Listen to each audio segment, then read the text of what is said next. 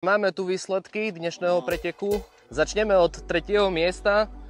Na 3. mieste sa nám umiestnil Peter Palkech.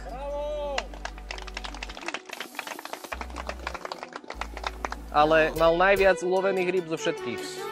Gratulujem. Díky. Čiže na 2. mieste s celkovým súčtom umiestnení 8,5 sa umiestnil Peter Bača. Gratulujem. Čau, ahoj. Ja chcem aj pusu. Dáš pusu Jovi? Ale maličko iba. Ďakujem. A na 1.